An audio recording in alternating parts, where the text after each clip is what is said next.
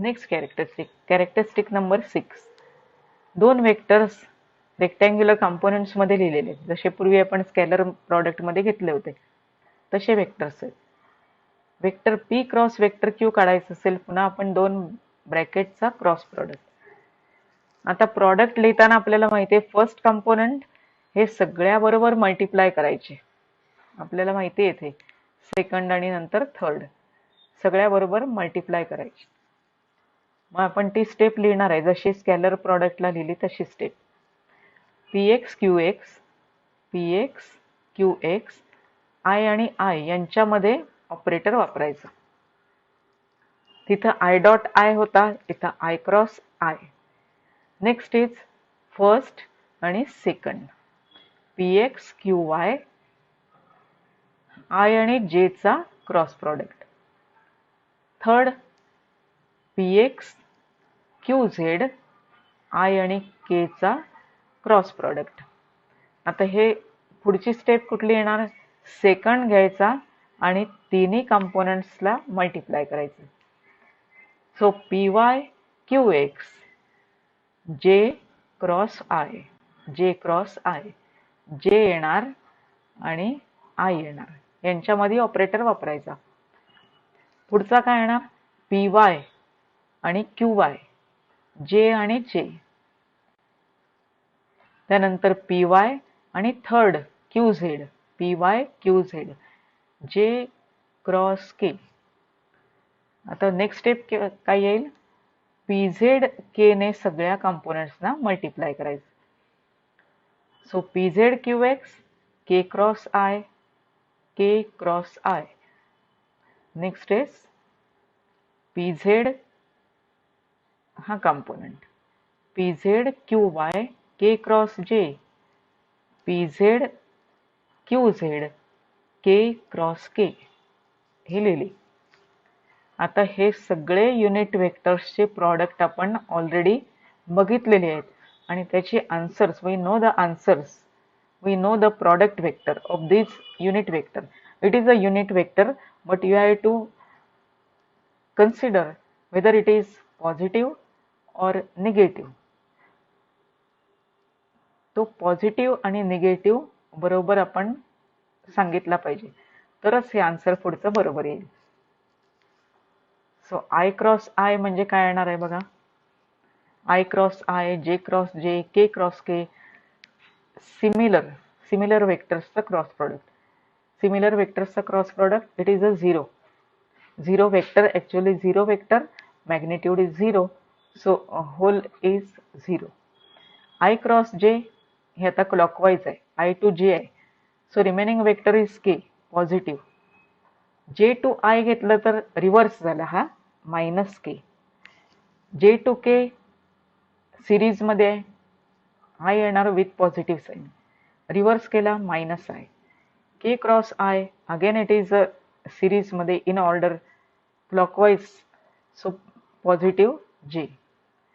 If you reverse this to then it is negative j. आता ही answers आपण याच्यामध्ये लिहायचे. So this is equal to px qx I cross I becomes 0, px qy I cross j it is k positive k. px qz I cross k reversal आहे, so j with negative sign. Next is py qx j cross I, py qx j cross I minus k. Next j cross j, again it is 0. py qz j cross k series मध्ये आले, so remaining vector is I with positive sign. Next one pz qs k cross I, k to I again positive j. pz qy k cross j reverse फिरलो आपण, so minus I आणि k cross k it is 0. ही जी term आहे ती determinant मध्ये येणार आहे, पण ती कशी डिटर्मिनंट मध्ये आली ते समजेल. आता हे झिरोच्या सगळ्या टर्म आपण समजा कॅन्सल केला, या झिरोच्या टर्म घ्यायच्याच नाहीत कारण प्रॉडक्ट 0 येणार. राहिलेल्या टर्म्स फक्त लिहिलेले आहेत. px qy k P x Q Z minus जे ने मल्टिप्लाय केलंय, त्यामुळे मायनस साईन अगोदर लिहिलेलं आहे, पी एक्स क्यू झेड जे, कारण ही टर्म मायनस मध्ये येणार. पुन्हा मायनस के ने मल्टिप्लाय केलंय, म्हणजे टर्म मायनस मध्ये येणार, p y q x k. पुढची टर्म प्लस मध्ये आहे, so p y q z i. Next is also positive, p z q x is into j. Again this term is negative, so minus लिहिलेलं आहे, minus p z q y i. आता ह्या terms specially arrange करायच्या. Arrange कशा केल्या बघा. तर I असणाऱ्या टर्म्स कोणत्या आहेत, ही एक आहे आणि ही एक आहे. आय कॉमन काढला तर टर्म काय राहणार, P y q Z minus p z q Y, P y q Z minus p z q Y. नंतर आपण जे ची टर्म विचारात घेतली. कन्सिडर दिस टर्म जे, मायनस ची टर्म आहे and this is positive, this is positive term. So if you take minus j as common, not plus j, minus j as common, then you can write px qz first minus pz qx. If minus j is taken out, then this is negative term, so you can verify this by multiplying minus term. So minus j px qz, this is the term, and minus into minus plus, plus j pz qx, this is the term. So this is minus vector j in bracket px qz minus pz qx plus k, next term this one, and here it is negative term, so k is common, px qy minus px qz. So this is written as px qy minus, this is not px, this is py. This term is py. This term is py. इथली term काय येणार आहे, इथं लिहायला px झालेलं आहे. This is py. py qz. py qz. px qy minus py qz. Here it is py. So this is determinant. This can be written as determinant. याला determinant म्हणतात. This can be written in a determinant form. So this is determinant form. Determinant हा सोडवता येतो. आता 3 order determinant आहे, म्हणजे 3 रोज आहेत आणि 3 कॉलम्स आहेत. 3 rows, first row, second row, third row, आणि 3 कॉलम्स आहेत, 3 कॉलम्स. तर 3 कॉलम्स आणि 3 रोज सोडवायचे कसे असतात, पहिले लिहायचे कसे आहेत बघा. पहिल्या रो मध्ये सगळे युनिट वेक्टर्स, सेकंड रो मध्ये फर्स्ट वेक्टर जो आहे त्याचे components. Write down all components of first vector along the respective axis. Then qx, qy, qz second vector चे components. आणि सोडवताना कसं सोडवतात बघा. हे डिटर्मिनंट सोडवायचं असेल तर सुरुवातीला first row, first column. So this is a common element I. See the remaining vectors, remaining components, remaining elements. Remaining elements कोणते आहेत बघा. These are the remaining elements. py, pz, qy, qz. Take the product cross product नाही हा, cross येईल असा product घ्यायचा. py, qz. Start from left hand side. py qz minus, take this product. So here it is py qz minus pz qy. Same वरची term बघा same आहे. पुढचं जे आहे त्याला अल्टरनेट साइन, म्हणजे हा आय पॉझिटिव्ह होता, आता जे निगेटिव्ह घ्यायचा. जे निगेटिव्ह मायनस जे, आता कुठले कंपोनंट्स घालवणार तुम्ही, तर जे असणार आहे हीच लाईन आणि ही line. So this is a common. राहिलेले वेक्टर्स कोणते आहेत बघा, राहिलेले कंपोनंट्स px राहिला, pz राहिला, qx राहिला, qz राहिला. लेफ्ट हँड साइड पासून स्टार्ट, पण क्रॉस मध्ये मल्टिप्लाय करायचं. px qz minus pz qx. Same term वरती बघा, मायनस जे वरच्या लाईनला, तर ही व्हॅल्यू इथं आलेली. Again the alternative sign k. आता टर्म्स कोणत्या राहतील, k गेला, राहिलेली ही px राहिली, py राहिली, qx राहिली, qy राहिली. रिव्हर्स लेफ्ट हँड साइड कडून घ्यायचं, px qy minus py qx.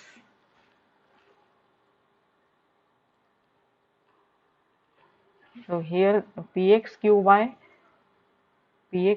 आणि py qx. इथं qz नाही आहे, ही qx आहे. This is not z. इथं मिस्टेक झाली आहे बघा. py qx आहे. This is qx. This written here it is qx, not qz. py qx, px qy. px qy positive, py qs negative. अशा पद्धतीने हा डिटर्मिनंट सोडवायला लागतो. आता ही जी कॅरेक्टरिस्टिक आहे, ही कॅरेक्टरिस्टिक विचारली तर लिहायची आहे तुम्ही. प्रूव्ह किंवा शो दॅट असेल तर ही कॅरेक्टरिस्टिक लिहावी लागते अशा पद्धतीने. म्हणजे यामध्ये तुम्हाला सगळे हे जे कंपोनंट्स कसे आलेले आहेत ते कंपोनंट्स लिहावे लागतात. संपूर्ण कॅरेक्टरिस्टिक लिहावे लागते. पण न्यूमरिकल्स मध्ये हे काही लिहावं लागत नाही. हे तुम्ही डिटर्मिनंट सोडवायचंय. तुम्हाला मॅथ्स मध्ये ही प्रॅक्टिस होते डिटर्मिनंट सोडवायची, त्या पद्धतीने सोडवायचंय. आपण याच्यावरची न्यूमरिकल्स घेणार आहे, त्यामुळे हे डिटर्मिनंट सोडवून तुम्ही आन्सर काढायचंय. प्रॉडक्ट वेक्टरचं काय येणार, तो वेक्टर असणार आहे. This is a vector quantity. Again it is written in rectangular components. फक्त ते कॉम्बिनेशन मध्ये येणार. कॉम्बिनेशन मध्ये सिंगल वेक्टर px आला, फक्त qx आला असं होत नाही. तर कॉम्बिनेशन मध्ये तुम्हाला प्रॉडक्ट वेक्टर मिळणार आहे, पण हा वेक्टर असणार. आणि स्केलर प्रॉडक्ट मध्ये फॉर्म्युला काय होता, scalar product of two vectors in terms of rectangular component, तो px qx plus py qy plus pz qz scalar quantity होती. पण इथं हा वेक्टर आहे, त्यामुळे डिटर्मिनंट फॉर्म मध्ये सोडवायला लागतो. नेक्स्ट कॅरेक्टरिस्टिक, आता हे लिहिलेलं आहे, हा डिटर्मिनंट झाला. Last characteristic 7 number. The magnitude of cross product of two vectors is numerically equal to the area of parallelogram whose adjacent sides represent the two vectors. Whose adjacent side represent the two vectors. हे simple आहे. Vector p cross vector q, दोन वेक्टर्सचा cross product, पण त्याचं काय घ्यायचंय, magnitude घ्यायचं. Magnitude हे काय येणार, equal to, numerically equal to area. Area कशाचा, पॅरेलोग्रामचा एरिया. पॅरेलोग्रामचा एरिया म्हणजे या पॅरेलोग्राम मध्ये दोन वेक्टर्स आहेत. हे दोन वेक्टर्स म्हणजे त्याच्या साइड्स असल्या पाहिजेत. दोन वेक्टर्स याच्या साइड असल्या पाहिजेत. वेक्टर p आणि वेक्टर q इथं काढून दाखवलेलं आहे. वेक्टर p वेक्टर q ह्या साइड्स झाल्या पॅरेलोग्रामच्या sides. Adjacent sides, adjacent sides आहेत ह्या. ऍडजसेंट हा शब्द महत्वाचा आहे. Adjacent sides represent the two vectors. आता हा कसा येतो, म्हणजे हा शो दॅटचा पण क्वेश्चन विचारतो. शो दॅट मग तुम्हाला एक पॅरेलोग्राम काढला पाहिजे. पॅरेलोग्रामचा एरियाचा फॉर्म्युला माहित पाहिजे. एरिया ऑफ पॅरेलोग्राम कसा लिहितात, फॉर्म्युला लिहिलेला आहे, बेस इंटू हाईट. मग डायग्राम मध्ये हाईट दाखवली पाहिजे पॅरेलोग्रामची. So draw the perpendicular from B on this side. So this is the height. This is height. Height is h. आता जे वेक्टर्स आहेत, this side is a vector. Vector OA is equal to vector P. Vector Q is vector OB. Vector P and vector Q are inclined at an angle theta. Perpendicular BD on OA is height of parallelogram. This is h. मग जो formula दिलेला आहे याच्यामध्ये put up केलं. Base म्हणजे ही side येणार, OA side येणार. Side म्हणजे फक्त मॅग्निट्यूड लिहायचं म्हणून P लिहिलेलं आहे, व्हेक्टर लिहायची गरज नाही आहे. Into height that is h. आता राईट अँगल ट्रायंगल आहे, हा राईट अँगल ट्रायंगल. कोणता right angle triangle? Triangle ODB. ODB. What is sin theta? Opposite side upon hypotenuse. Opposite side upon hypotenuse. Vector Q लिहायचं नाही कारण आपण side बघतोय ती फक्त बाजू. So h upon q. So h is equal to q sin theta. So put here h is equal to q sin theta. So pq sin theta म्हणजेच काय झालं, या वेक्टरचं क्रॉस प्रॉडक्टचं magnitude. So this is magnitude. Magnitude म्हणजे formula माहिती आहे, PQ sin theta, magnitude of cross product. हा असा प्रूफ 2 मार्क्ससाठी विचारला जातो. Show that magnitude of cross product of two vectors is numerically equal to area of parallelogram whose adjacent sides represent two vectors. मग तुम्हाला हे डायग्राम काढली पाहिजे, यातले वेक्टर सांगितले पाहिजेत. Then draw the perpendicular. This is a height. Then write down the formula for parallelogram. Base into height. Put the values, respective values without vector notation because these are numerical values. Only sides पाहिजे असतात. So h is from the figure. In this right angle triangle, sin theta is equal to h by q. So h is equal to q sin theta. Then this is a formula for magnitude of cross product. So this is the proof. Next मध्ये आपण काही numerical सोडवायचे.